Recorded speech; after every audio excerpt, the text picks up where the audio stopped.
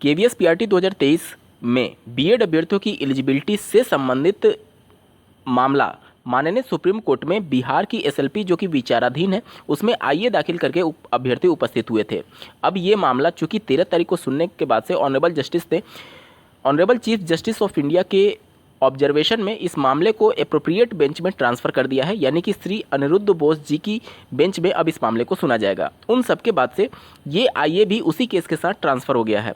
अब अगली बार जब मामले की सुनवाई हो रही होगी 20 अक्टूबर 2023 को, तो क्या केवीएस पीआरटी में बीएड अभ्यर्थियों को राहत मिल सकती है, इसके रिगार्डिंग डिटेल में एनालिसिस करेंगे। अंत तक जुड़े रहिएगा। नमस्कार दोस्तों, मेरा नाम है नीरज, आप देख रहे हैं कैरियर बिट यूट्यूब चैनल। अगर आप इस चैनल पर पहली बार विजिट कर रहे हैं तो इसको सब्सक्राइब करते हुए बेल आइकन को प्रेस करना ना भूलें। बिहार के शिक्षक भर्ती में जो पिटिशनर है वो बिहार के बीएड कैंडिडेट हैं और उसमें जो रिस्पोंडेंट है वो स्टेट ऑफ बिहार है और बाकी यूनियन गवर्नमेंट है और एनसीटी है। अब वहाँ पर जो पिटिशनर होते हैं और जो रिस्पोंडेंट होते हैं उसको प्रमुखता से ऑनरेबल कोर्ट सुनती है और आईए वाले जो मामले होते हैं उस पर उतना ध्यान नहीं दिया जाता है कोर्ट में, आप जनरली देखेंगे तो, ठीक है। लेकिन ऐसा भी नहीं है कि उसको बिल्कुल इग्नोर कर दिया जाएगा, उनको कम बोलने का मौका मिलेगा लेकिन अपनी बात रखने का मौका ऑनरेबल कोर्ट देती है। अब यहाँ पर जो बिहार की एसएलपी है उस पर देखिए किस मुद्दों पर चर्चा हो रही होगी और उसी में आईए वाले यानी कि केवीएस पीआरटी वाले अभ्यर्थियों के वकील को भी बोलने का मौका मिलेगा। बिहार की जो पूरा ड्राफ्टिंग है आप देखेंगे तो उसमें कुछ महत्वपूर्ण पॉइंट्स बताए गए हैं। पहला कि नेशनल एजुकेशन पॉलिसी में जो बीएड है वहीं 2030 के बाद से एकमात्र कोर्स होगा जो कि शिक्षक बनने के लिए पात्र होगा।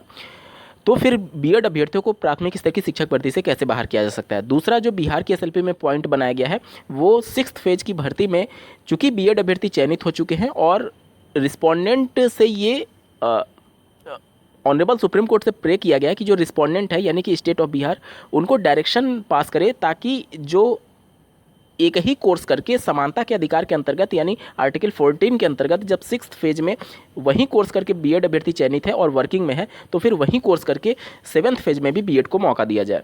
इसके अलावा एक पॉइंट ये बनाया गया है कि जो आजीविका का साधन जुटाने और जीने का अधिकार जैसे मौलिक अधिकार को भी इसमें आधार बनाया गया है।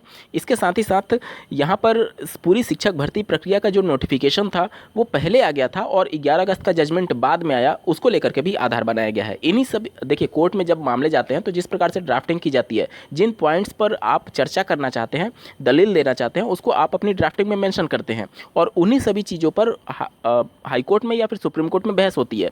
आपने जिस तरीके से फाइल तैयार की है और जो प्रेयर किया है उसके इतर जाकर के कोर्ट या फिर सुप्रीम कोर्ट कभी भी चर्चा नहीं करती है। तो जो बातें वहाँ पर मेंशन की गई उसी पर चर्चा होगी। उसमें एक महत्वपूर्ण पॉइंट ये मेंशन किया गया है कि हमारा नोटिफिकेशन चूंकि पहले का था और नोटिफिकेशन के शर्त जिसमें बीएड अभ्यर्थी पात्र है उसी पर चर्चा होगा कि इसमें नोटिफिकेशन की शर्त में ये था कि बीएड अभ्यर्थी पात्र होगा, अब बीच में नोटिफिकेशन में बदलाव ना किया जाए। और उसी में जब आईए वाले केवीएस पीआरटी से संबंधित अभ्यर्थी के वकील जब अपना पक्ष रखेंगे तो वो अपना पक्ष कैसे रख पाएंगे, ध्यान से समझिएगा।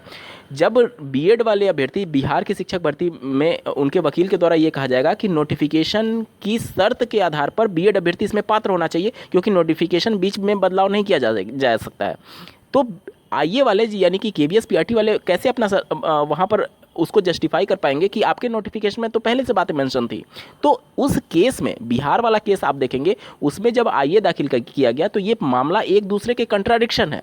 बिहार के नोटिफिकेशन में बीएड का जिक्र है और वो पात्र है और उसमें ऑनरेबल सुप्रीम कोर्ट के बाध्यता का जिक्र नहीं था, लेकिन केवीएस पीआरटी के नोटिफिकेशन में भी बीएड है लेकिन उनमें ऑनरेबल सुप्रीम कोर्ट की एसएलपी का जिक्र था, उनकी बाध्यता का जिक्र है। अब केवीएस पीआरटी इस बात को कैसे डिफेंड कर पाएंगे कि जहां एक तरफ बिहार वाला जो पूरा मामला है उसमें एडवोकेट अपना पक्ष रखेंगे कि चूंकि नोटिफिकेशन में बीएड शामिल था इसलिए इसमें बदलाव ना किया जाए, और केवीएस पीआरटी में ऑलरेडी सुप्रीम कोर्ट के फैसले के अधीन रखा गया था यानी कि वो अब बीएड वहाँ पर अपात्र हो चुका है, तो अब वो नोटिफिकेशन की शर्तों पर अगर चलेगा केवीएस पीआरटी तो उसमें तो सीधे तौर पर बीएड बाहर है क्योंकि एसएलपी का जिक्र किया गया था और एसएलपी का फैसला आ चुका है। जब वो पूरा नोटिफिकेशन ही ऑनरेबल सुप्रीम कोर्ट के जजमेंट के अधीन था तो फिर नोटिफिकेशन की शर्तों पर कैसे चल सकता है केवीएस पीआरटी।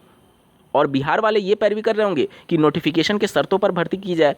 तो ये जो आईए दाखिल किया गया है वो बिहार के नोटिफिकेशन का बिल्कुल कॉन्ट्राडिक्शन है। तो ये केवीएस पीआरटी इस केस से जुड़ना ही उनके लिए बहुत भारी पड़ जाएगा। अब यहाँ पर मान लीजिए सवाल आता है कि ऑनरेबल सुप्रीम कोर्ट पूरे मामले की सुनवाई करने के बाद से बिहार के कैंडिडेट को मान लीजिए कि राहत दे देती है और उनको शिक्षक भर्ती में शामिल करने के आदेश दे देती है रिस्पोंडेंट को, यानी कि स्टेट ऑफ बिहार को। उस कंडीशन में क्या केवीएस पीआरटी को अलाउ किया जा सकता है? देखिए, आप इस पूरे मामले को ऐसे समझिए, जब रजिस्ट्रार के द्वारा पश्चिम बंगाल की याचिका पर जो कि क्लैरिफिकेशन के लिए गया था, जब उन्होंने उसको बिना सुने डिस्पोज कर दिया, तो उसमें एक रीज़न उन्होंने दिया था कि इस प्रकार के मामले पुरानी भर्तियों को लेकर के अगर आप कोर्ट में किसी फैसले को रिव्यू कराना चाहते हैं या फिर मॉडिफिकेशन कराना चाहते हैं तो इससे बहुत सारे नए विवाद उत्पन्न होंगे। चूंकि नोटिफिकेशन में शर्त मेंशन थी कि बीएड अभ्यर्थियों की जो एलिजिबिलिटी है ऑनरेबल सुप्रीम कोर्ट के फैसले के अधीन रहेगी। अगर वो नोटिफिकेशन की शर्त को बदला जाता है तो उस कंडीशन में जो डीएलएड वाले अभ्यर्थी है वो फिर फैसले का रिव्यू कराने के लिए सुप्रीम कोर्ट पहुंच जाएंगे। रजिस्ट्रार वाला ऑर्डर आप ध्यान दीजिए, उसमें साफ तौर पर यही मेंशन किया गया है कि इस प्रकार तो कोई भी सुप्रीम कोर्ट के द्वारा जजमेंट दिया जाता है तो अगर कोई प्रतिवादी, मतलब कि दो पक्ष हैं, एक के अगेंस्ट में फैसला है तो वो दूसरा वाला रिव्यू कराने चला जाएगा, अब दूसरे के फेवर में या फिर अगेंस्ट में है तो फिर वो रिव्यू कराने चला जाएगा, मतलब कि कभी ये मामला ख़त्म ही नहीं होगा। इस वजह से ऑनरेबल सुप्रीम कोर्ट के जो रजिस्ट्रार थे उन्होंने फैसले का रिव्यू करने से इनकार कर दिया और वो डिस्पोज कर दिया, वहीं पर वो मामला ख़त्म कर दिया। अब यहाँ पर आप इससे जोड़ करके देखिए कि जो केवीएस पीआरटी वाला मामला है उसमें नोटिफिकेशन में ये शर्त थी कि सुप्रीम कोर्ट के फैसले के अधीन रहेगा। अब शर्त होने के बावजूद अगर बीएड को अलाउ किया जाता है तो फिर डीएलएड वाले अभ्यर्थी कोर्ट चले जाएंगे। मतलब वहीं रजिस्ट्रार वाली जो बातें हैं वो यहाँ पर चरितार्थ होते हुए दिख रही है कि अगर फैसला एक बार जो डिसाइड हो चुका है, अगर उसको फिर से रीओपन करके फैसले में कुछ मॉडिफिकेशन किया जाए या फिर चेंज किया जाए तो पहला वाला जो उससे प्रभावित होगा वो भी तो सुप्रीम कोर्ट चला जाएगा। अब आपके मन में प्रश्न आएगा कि नोटिफिकेशन की शर्त पर ही चलना है, तो फिर बिहार में नोटिफिकेशन की शर्त थी कि बीएड इसमें शामिल रहेगा और वो सुप्रीम कोर्ट के अधीन भी नहीं था। तो उस कंडीशन में देखिए, जब नोटिफिकेशन जारी होता है और उसमें कोई भी एक ऐसा पॉइंट है जो कि अनकॉन्स्टिट्यूशनल करार देते हुए अगर उसको कैंसिल किया गया है तो वो नोटिफिकेशन में बदलाव संभव है।